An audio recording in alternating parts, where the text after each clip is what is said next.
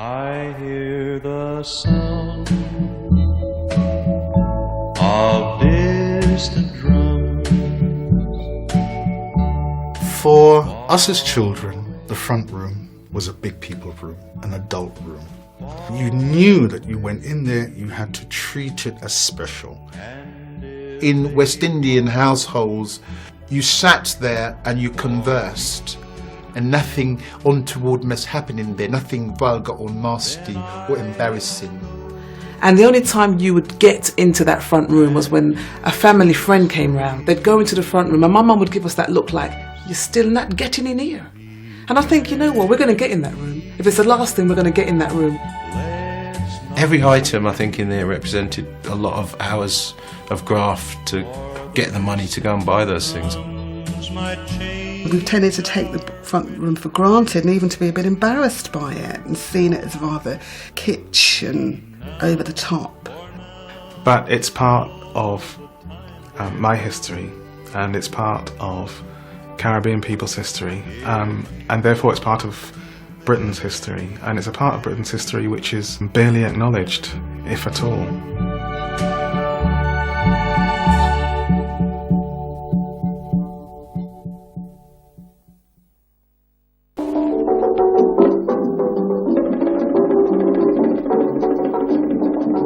You know, when we came here in the 50s, the world wasn't as small as it is now. Arriving here was like going to the moon. Nearly 500,000 immigrants from the Caribbean arrived in England during the 50s and 60s. Their first impressions of their new home were far from what they'd expected. It was like one of those sort of old 1940s, 50s sort of Pathé movie scenes with lots of smoke coming out of chimneys.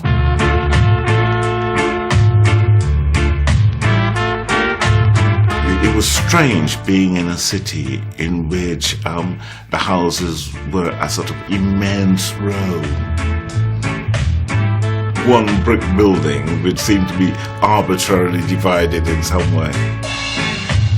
You had this weird sense of the people going in and out like ants, because there were so many of them and so many buildings that looked exactly the same. Everybody lived not only next to each other but literally attached to each other. And I thought, wow, the neighbours are literally in our house, so to speak. Just about every house in the Caribbean is a detached house. People like to have their sense of privacy and space.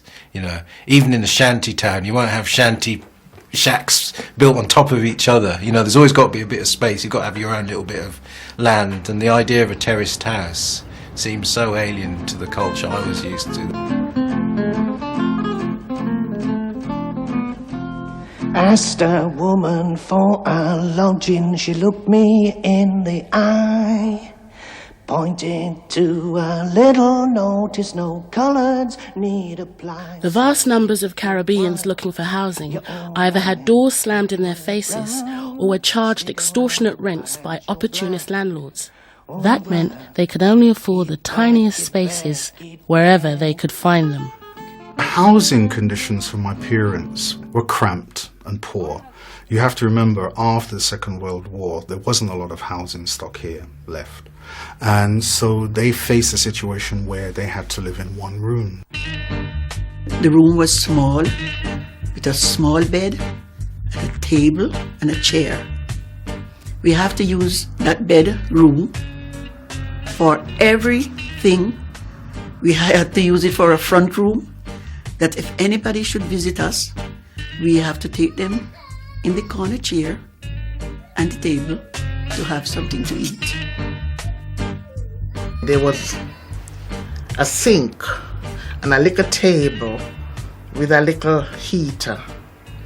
That was where we wash ourselves up, we wash our clothes and dry it on the paraffin heater. Cooking facilities, washing facilities were shared. And I think particularly for my mother, she found that very difficult because she then had to negotiate with other women. And that could be a source of tension and arguments.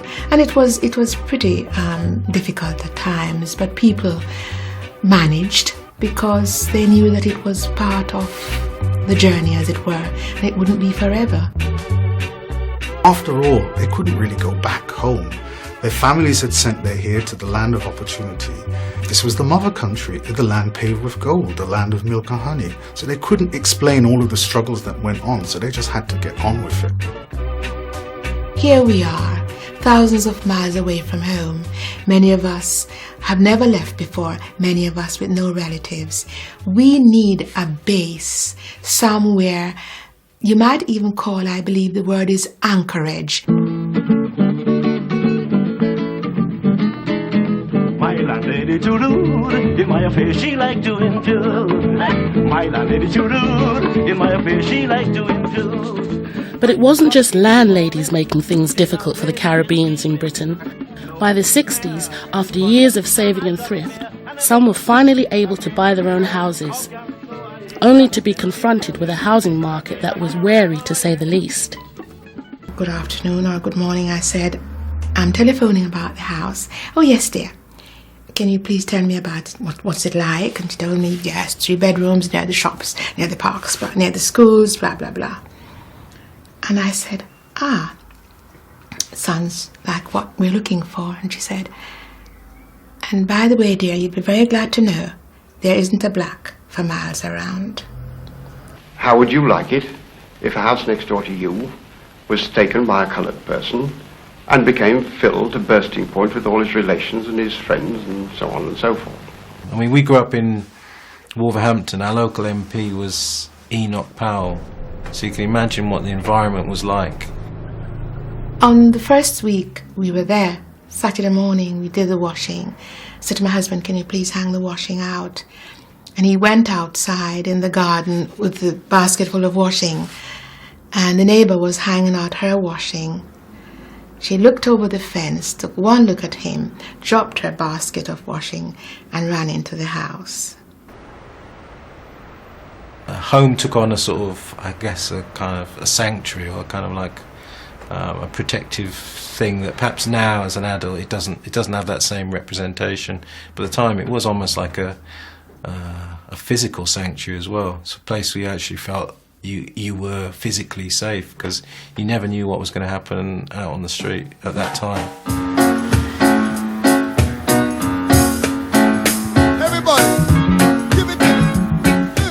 When I was about 10, my family moved from High Wycombe to London for better opportunities. And it seemed like a big adventure, and the house seemed huge. And certainly for the first time, we had a front room, which wasn't the bedroom, and where you didn't have suitcases planked on top of the wardrobe.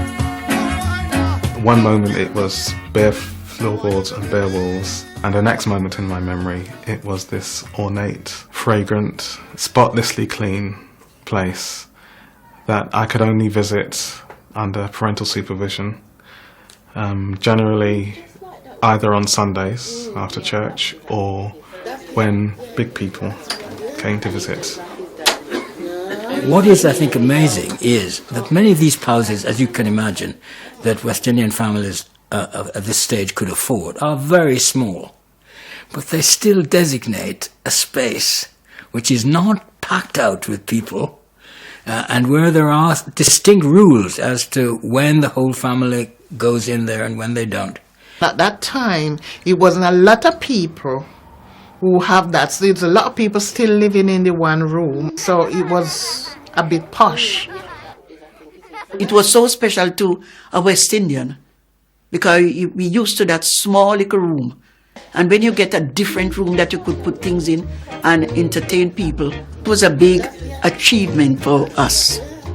Because you'd been living in this one room for years, and then you get to this house where you have this marvelous spare space, a front room, and you immediately begin to think of all the things you can do in it.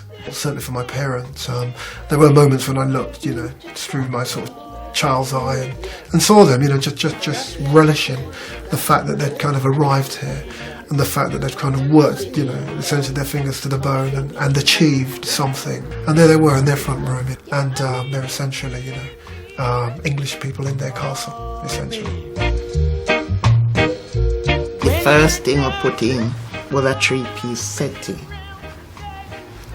It was gorgeous because when you rent a room, you're lucky if you get 2 chairs. Once I get my 3-piece settee, you couldn't stop me. My living room started looking lovely. And the more I come out and see stuff, I would buy it, and it was gorgeous. It was lovely.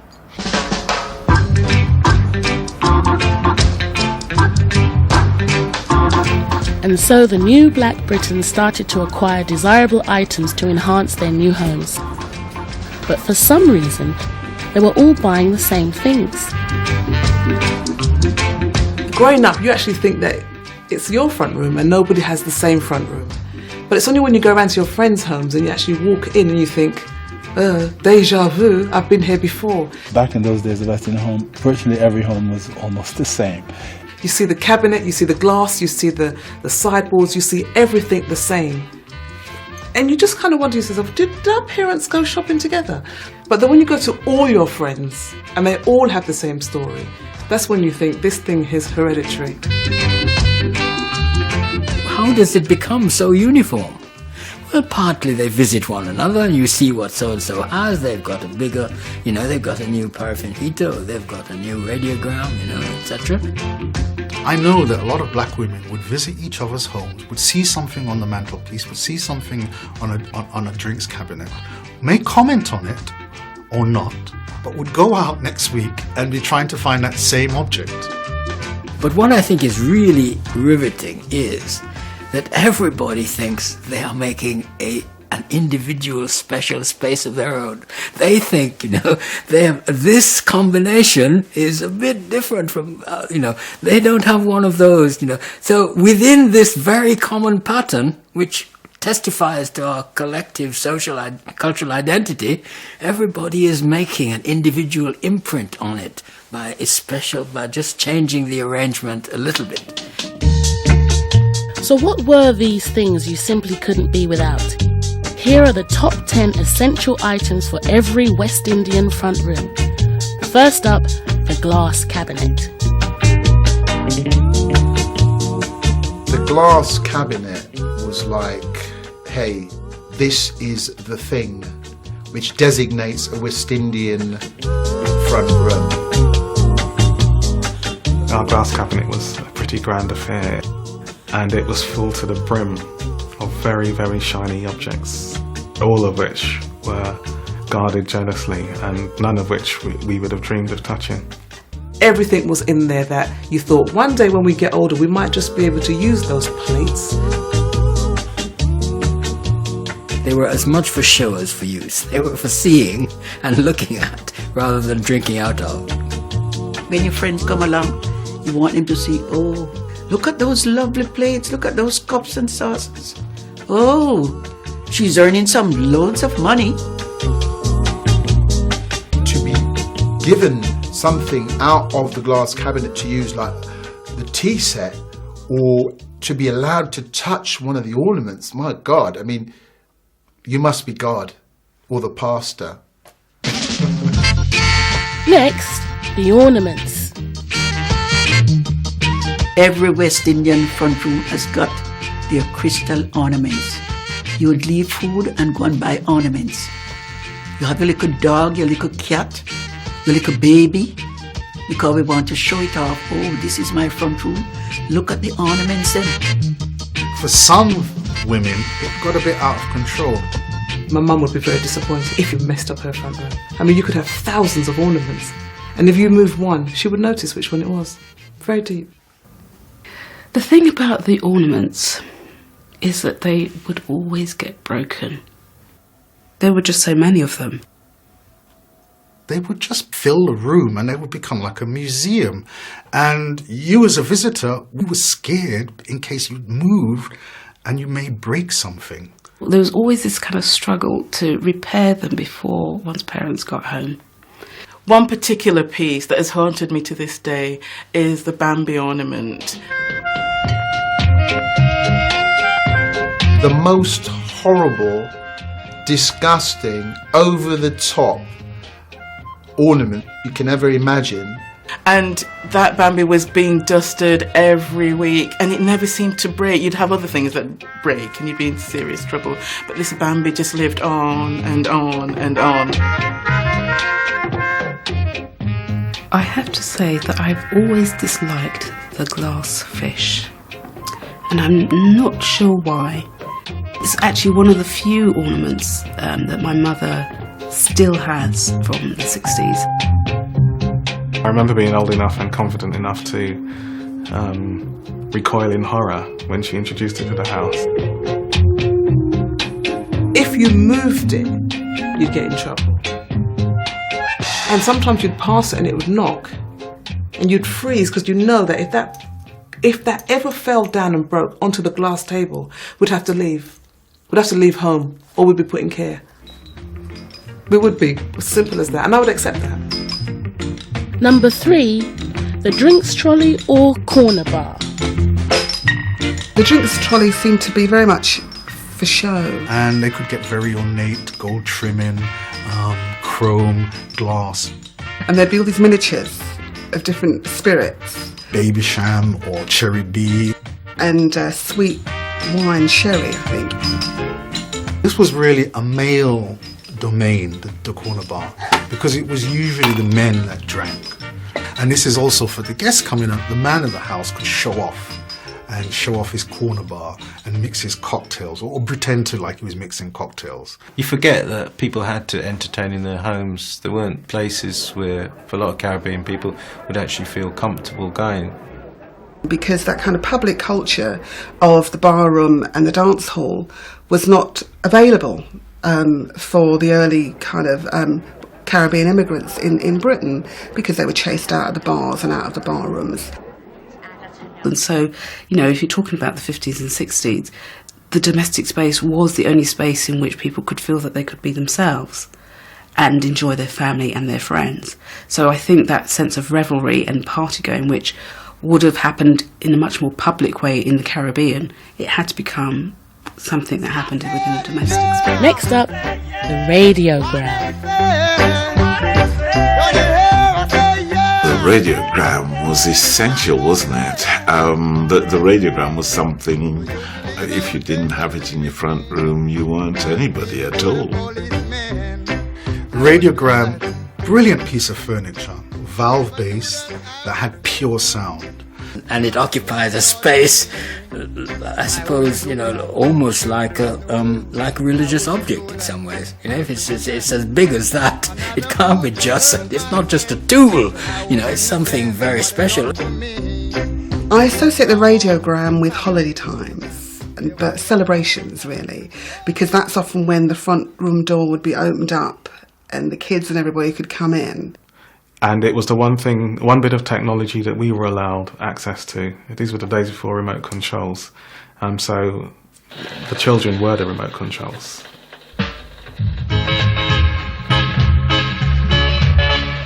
Whenever we went anywhere and whenever we gathered together, people would want to hear their own music from home, you know. In our case, it would be Calypso, Mighty Sparrow, Lord Kitchener, Charlie Pride, especially Blue Beats. Because the music was something that connected people to a sense of their original selves. So for most people, this front room with the radiogram was a sort of thread of stability in their lives, and they had to have it. I love you because you understand, dear. I have to talk about Jim Reeves. That is Sunday afternoon. That was the day that Jim Reeves would be on. And booming around the house, this kind of religious country music. He's a good singer. He was the icon of the day. He was the voice, the sound, if you like, of good music of the day. No matter what the world may say about me, I would look over my dad's records and try to understand what was this interest in Jim Reeves. I just couldn't understand why they were into this country and western crooner who coming from the southern states, who probably had no relationship with black people, and yet they loved Jim Reeves, they loved his sound. And you'd listen to the lyrics, and he sung about the trials and tribulations of daily experiences, unrequited love, infidelity, and so forth. And possibly that may have been the attraction. It almost kind of felt like everybody is in a good mood because Jim Reeves is on. And then we have the paraffin heater. From the moment I arrived in England, I was aware of how important the source of heat in your domestic space really was. And what was good about a paraffin heater was you could move it around. So you could move it to those areas of the room that had chilled out. And it was awful. It smelled terrible, and it was messy and dirty. You would know at school which kids still had to use paraffin, and you would make jokes at it because you could smell it through their clothes. I have recollections of us going into the room and the whole ceiling being completely black because the paraffin heater had sooted. We used to put our little kettle on it to boil our tea. We actually cooked some of the time on the paraffin heater as well as used it for heating. I've got kind of painful memories of the paraffin heater. Painful because I often burnt myself on them. Of course, it was a lethal implement, and it was always turning over, and you had to fill it in the room and so on. So it was a very dangerous source of heat. Paraffin heaters were very temperamental things in that they kind of basically blow up. I like the paraffin heater. I like the smell of it. There's something kind of, you could see what was happening with it. It wasn't like central heating. It was this mysterious thing. With paraffin heating, you knew what was going on. You could see fire, could feel heat coming out of it, and you could smell, burnt paraffin oil. So I was happy. I like those. But let's not forget the wallpaper. On the walls, there were wallpaper with patterns. Green and orange and yellow, really bright, I guess tropical colours you'd say. Bit of orange here, blue carpet, brown sofas with orange cushions with red for muchness. Yes, the purpose is to get as much colour and life and movement into this room as possible. I think the kind of the patterns of flowers reflect the kind of tropics back home, the vegetation of the Caribbean. Birds and trees and flowers, they're hibiscus coloured, they're ponciana coloured. What I remember particularly was the red flock wallpaper. It was almost like a Caribbean adaptation of what was perceived as English culture. It was almost taken from a sort of Victorian or Georgian idea of what a kind of grand house would be like. I mean, it looked horrible. Even then I could think, this looks a bit tacky or overdone, but there was some perverse pleasure to be had from rubbing the walls, which, sadly, I think a whole generation has missed out on, really. It's only now that I've left home I realise, you know what? That carpet and that wallpaper actually clashed. Actually clashed badly. In fact, you had no right to do that. And then there are the things on the wall.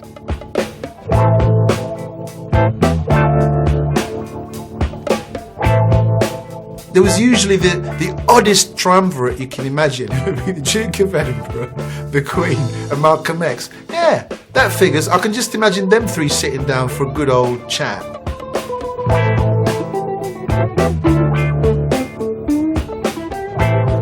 In many of these rooms, there would be a hanging object of some kind. Sometimes there are maps of where you come from. And there were nice, reassuring things that you could tell your children where you came from.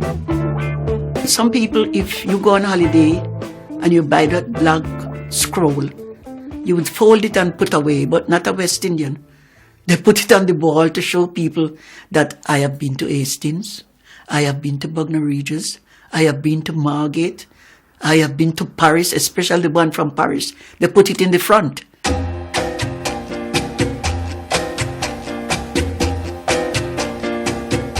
Tina is a classic print in the front room. Not necessarily in all West Indian families, but some. She would never have been in in our house.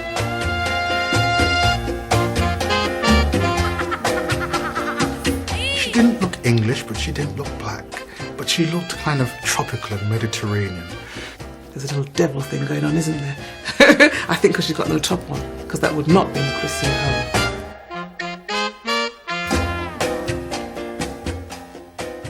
On the wall, you would have the classic The Last Supper. And usually displayed above the mantelpiece at center place. My favorite thing in the front room is like, my favorite picture is my religious pictures. You would have homilies such as God bless this house or Christ is the head of this home. And you have these religious images dotted around the room. You definitely would see in the front room where Bibles would be open, hymn books would be open, prayer would be said. Religion was very important for many West Indian families because it was a kind of set of value, a moral code that we held on to, and it gave a sense of stability. Back home when you go to a church, you're welcome. It doesn't matter which church you walk into. You're welcome. But some black families, as a minister, I'm very aware, faced a very cold front, to put it mildly. Because churches tended to be not as welcoming as they might have been. When I come here, there's a church on Rectory Road. It's still there now. And I walk in, and when I walk in, everybody turn and look. So as a church, I just went and sit down. And everybody, and I look around and I noticed there was no black people in here. So maybe that's why they're looking. Anyway, I listened to the minister, and the service finished, and I get up to walk up, and he called me. And he said, he asked me not to come back. And I went home, and I'm still trying to work out how did I get home, because it's the first in my life I was so shocked to know you're going to a church and they ask you not to come back. Even in churches where people have access to the church, the West Indian front room is a prayer room still. And you'll have, even in my church, many people who will have sundry or subsidiary meetings in the front room. So a lot of people find themselves having to express their religious feelings and their religious identity at home. And I think the religious pictures were part of that particular trend. Of course, there's always the family photos. In the decade that runs from the middle of the 50s to the middle of the 60s, West Indians breathed life into English high street photography. These immigrants had come here, right? Nobody knew them. They could reinvent themselves. And so many immigrants went into high street studios, such as Harry Jacobs in Brixton, and had their photos taken dressed up in their Sunday best with these backgrounds, such as picking up a phone that was not connected to anything, or having a kind of classical Greek column somewhere in the photo. People would be in every week having their photograph taken to send back to their relatives. They wanted to say to their family and friends back home, I've arrived, I'm succeeding, I'm getting on, there's social mobility. And photographs were coming the other way, so people had galleries of photographs in their front room. You would have their children, you would have their grandchildren, you would have also relatives from back home. Oh, this is my daughter. Oh, this is my granddaughter. This is my mother. This is when I get married. But they're all on the wall, sticking all around the wall. And where would we be without the crochet? The thing about the crochet, it would never be there on its own. It had to go with an ornament. Crochet on the table, crochet on the cup and the coffee table, radiogram or the drinks cabinet. Every little thing in the front room has got a crochet. You walk in and see all the crochets and you think, I think your mum's over the top. In fact, I think your mum's mad. This is too much. That crochet was a sort of cottage industry because there were women who could do that very well and were very proud of it. All the girls at work, every time they see me at dinner time, I would be sitting there going like, I said, oh, could you make me a set? The dressing table set or a coffee table. I was so busy making for other people, I never had much for myself. And finally, the artificial flowers. Ain't nothing like the real thing, baby. In the Caribbean, there were flowers everywhere. People tended not to cut them and put them in the house. We thought flowers were pretty, so why not have flowers that didn't die? Very simply, they lasted forever. Even though you had to maybe possibly wash them each week, at least you didn't have flies coming in there and they had to be maintained every day. You know, they were there, they were always ready for any guests who came in. They kind of made sense in a way, because if you locked your living room away from your children, then you would have to go into water these things. Having plastic flowers in the house wasn't the same sort of aesthetic violation that English people felt it was.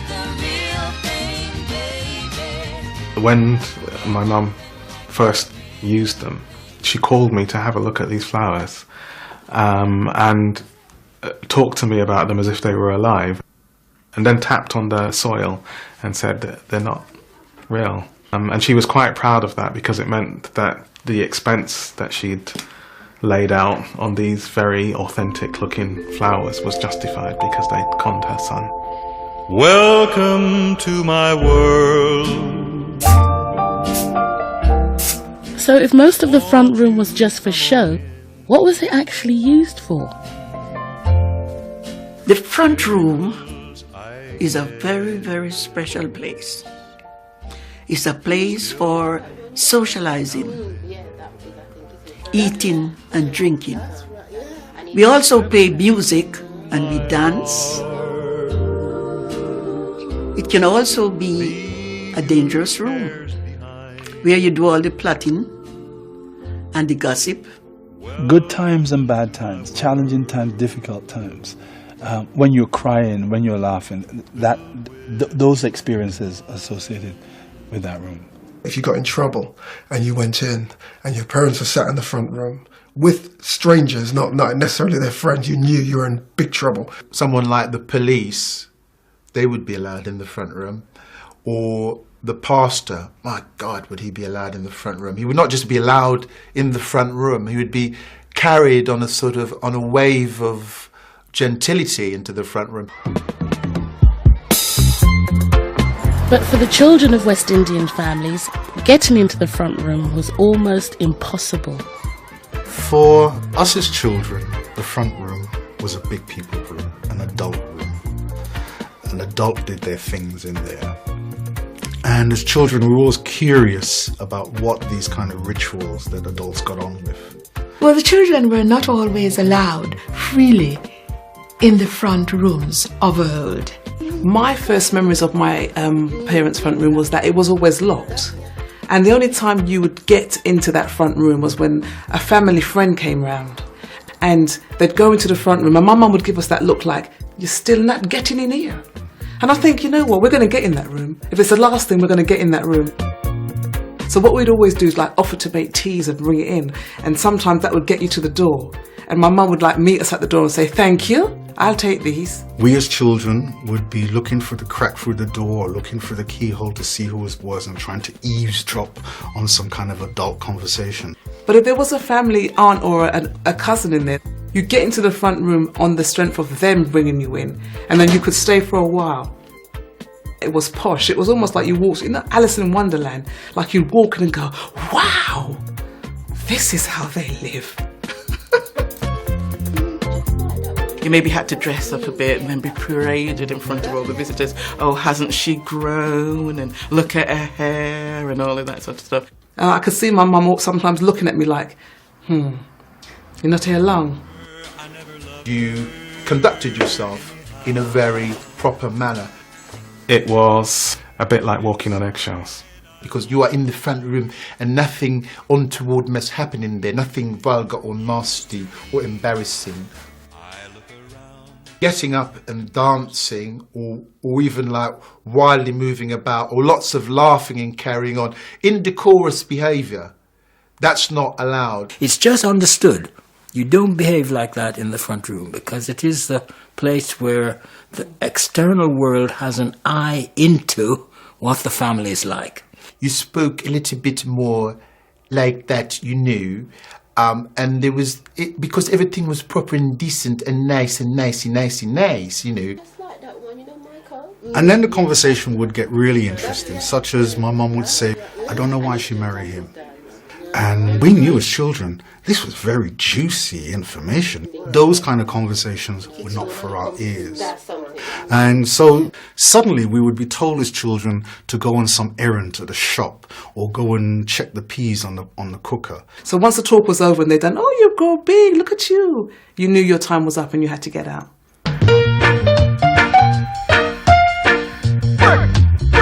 And then we would maybe come down, maybe sneak down later on and see people dancing very closely. And you wondered, why are they dancing so close? You didn't quite understand, but you knew it was kind of rude, you know, these two people dancing together. But in the morning, there was always one person who would ensure that good family values were upheld in the front room. The front room for my mum was the thing. She really loved that room, and she just had the best furniture, the best carpets, the best pictures. The father's there and presides over it when he's there, but the mother is the one who generates what the social order of this room is. It didn't really matter what the rest of the house looked like. If the front room looked good, then you were decent people, you were respectability. I think black women invested a lot of themselves in the front room as a way of expressing who they really were and their real values. And a lot of those values were kind of brought with them from the Caribbean, which were actually the opposite to those kind of racist stereotypes of black women as somehow flawed women. You know, respectable women, it didn't work. But black women had to work. So I think the front room became a way in which black women could express their respectability as working women, but also as good mothers. And the benefits of that labour could be expressed through buying lovely things for the home. Every item, I think, in there represented a lot of hours of graft to get the money to go and buy those things. It wasn't a cheap, throwaway, disposable thing. For my mum, that front room was her way of saying, this is my home, I can dress it up how I want, I don't have to share it with anyone, I can just be how I can have the home that I've always wanted to have. You just want to work and get your money and go and buy things, you know, and make your place look nice and comfortable. But when Mum was away, the mice would certainly come out to play. Sometimes I could feel her at work thinking, I didn't lock the front room. And she would phone home and say, lock the front room and put the key in my bedroom. So once you knew it was open, it was like, oh, so it's open. See me in my heels and ting. We would go and peep into the front room when we weren't supposed to, because we weren't allowed to play in there. We'll have them going and Yeah, it was a bit like being let loose in a museum, I guess.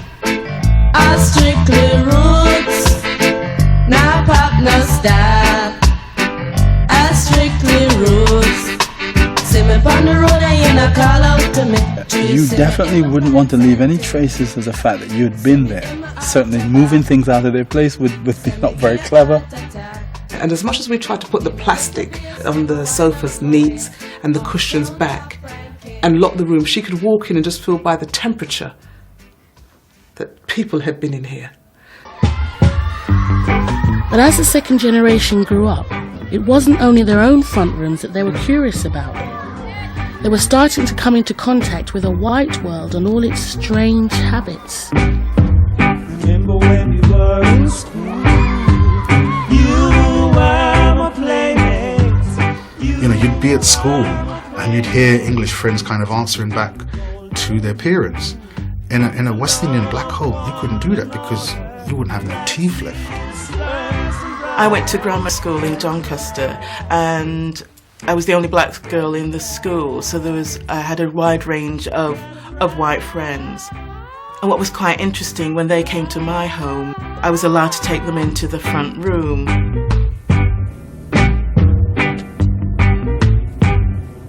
We were going out, and this particular friend was white. We were going to another friend of ours who was black, and we arrived at my friend's home, and him not knowing, walked into the front room and sat down.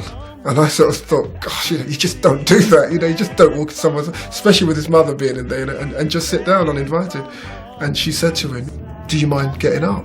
And she made him stand up again and did not allow him to sit down again, which made it even worse, So there he was, just kind of stood up, in this front room, sort of thinking, Christ, who are these people?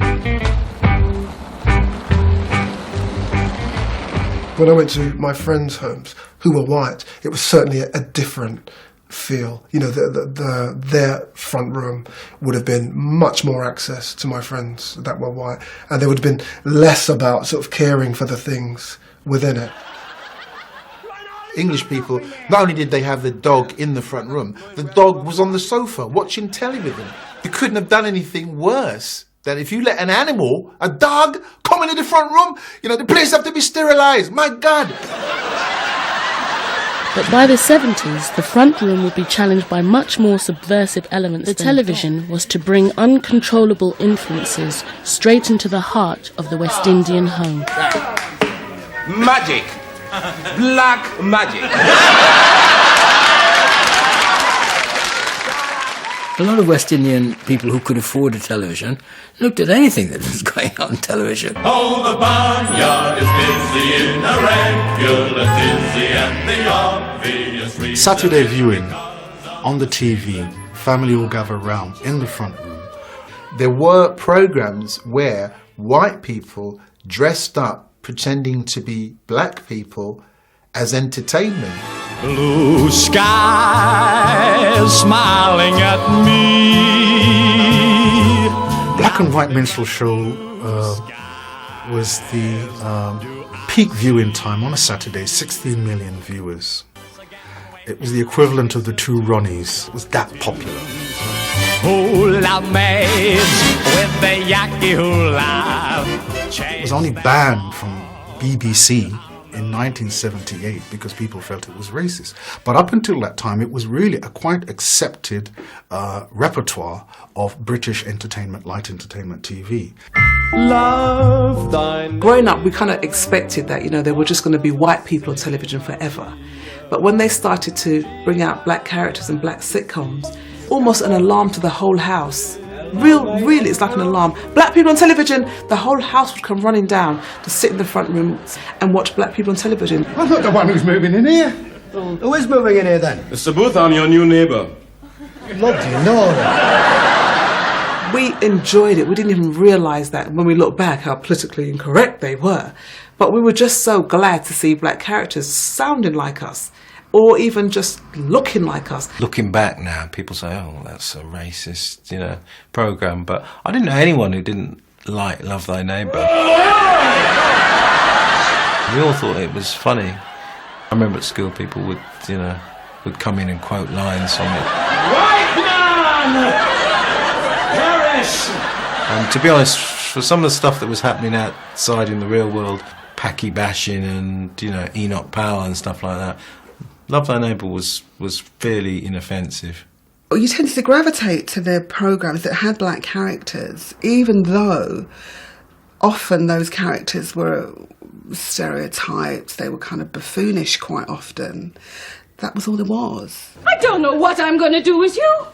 I try and raise up a good Christian family, and my oldest son has the morals of a Philistine. Mom, please, The Fosters was slightly different because that was a black family and you could connect with that a little bit more. The Fosters was it.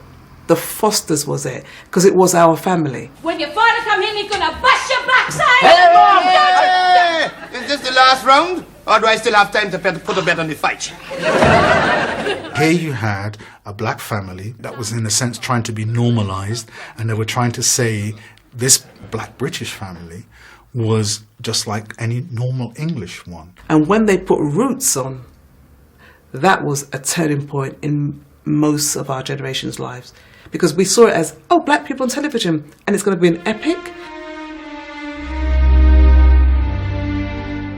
In 1977, the American miniseries Roots broke viewing records across the world as it followed several generations of a family of slaves in 18th century Virginia.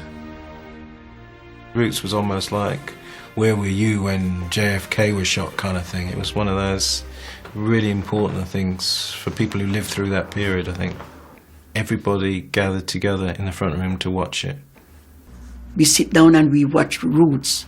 And I could tell you we really cried because we never know that the black people in those days was treated like that.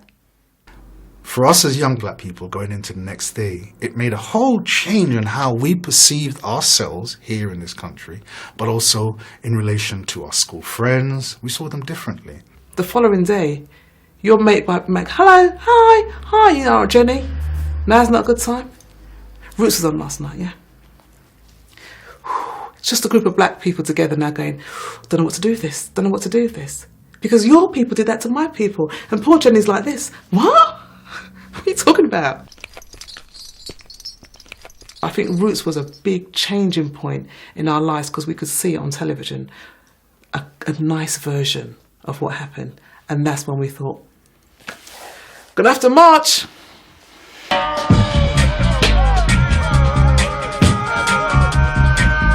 Roots was one of a whole range of new influences on the second generation, which were to lead to big changes in the atmosphere of the front room.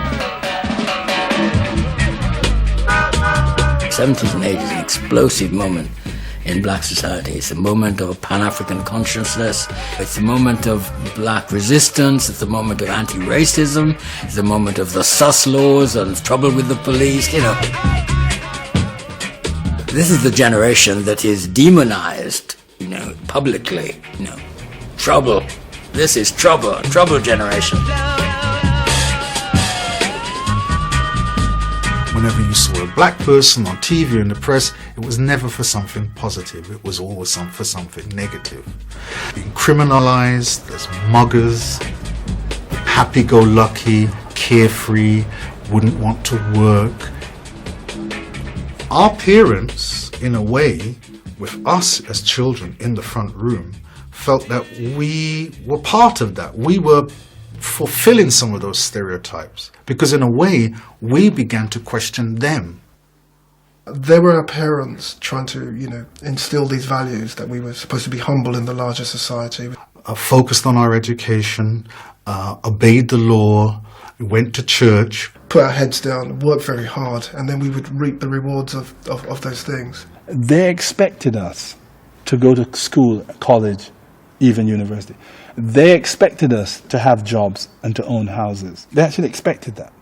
Now, later in life, as you looked at the challenges of British society, you think, where did our parents get those expectations from?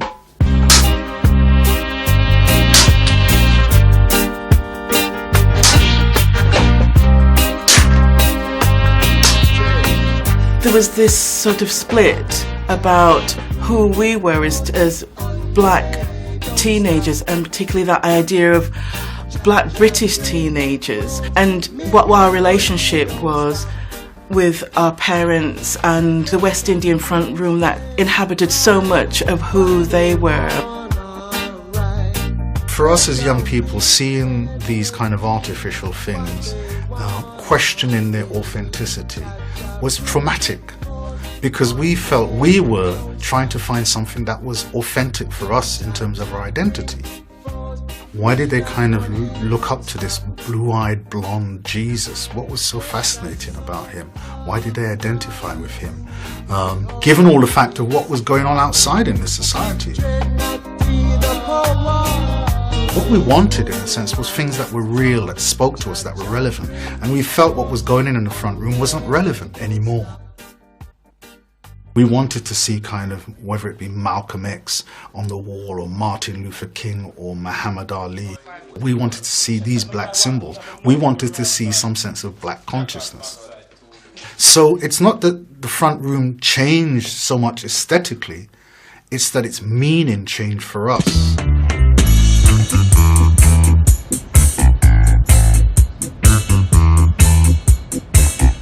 The second generation were to discover something meaningful in a new music which spoke volumes to them.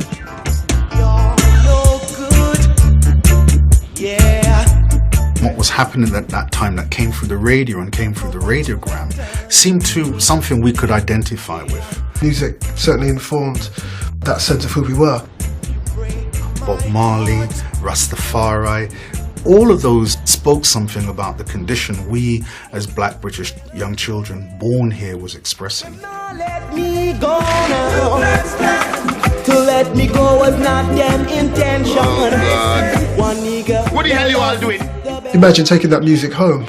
You know, there you are, you know, talking about charting down Babylon and Jah Rastafari or James Brown, Say It Loud, I'm Black and I'm Proud. I would be turning the radiogram up and loud, trying to find the bass and the treble. Our parents would think, like, you know, what's got into our children, you know, they need to kind of tone it down and just sort of reap the rewards of kind of being here. Turn that music down. I don't want to hear that Rasta music in the house.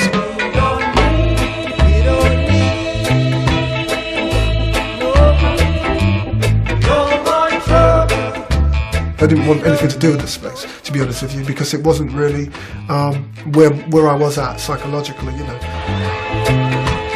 The alienation felt by the second generation led to an explosive situation at the Notting Hill Carnival in 1976, when an overbearing police presence led to violent riots in the streets. That going off, that sense of this kind of pressure cooker that had kind of built up in society, this kind of impotence of not being able to kind of express oneself, happened at the carnival when it just ignited and kind of exploded. On one level, as a young black person, you didn't want it to happen because you knew now that all of us would be tarred with the same brush. But on another level, you quite understood how it had happened.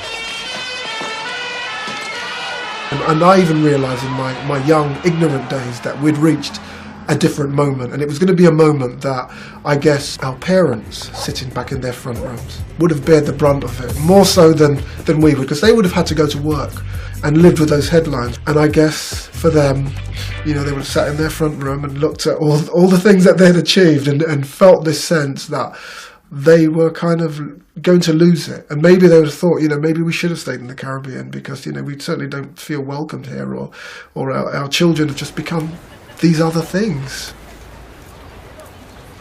To some extent, it was this new atmosphere that made the front room completely archaic. The second generation had grown up in awe of the front room, but by the time they grew up, it had little place in their lives.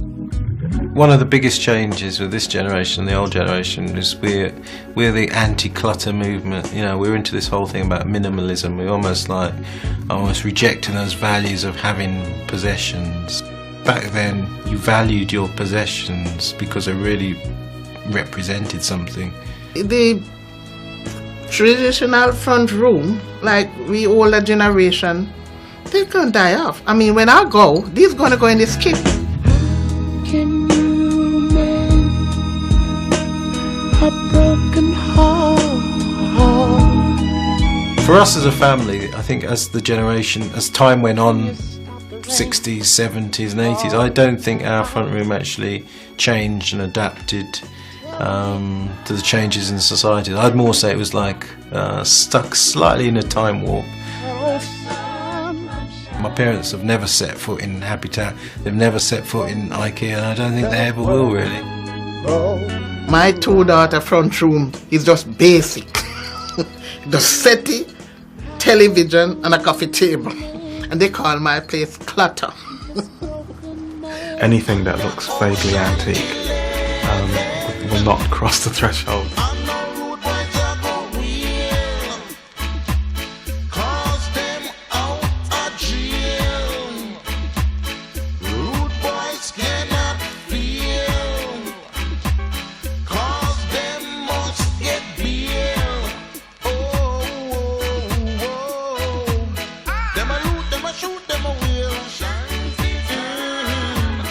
Them a a shoot them away.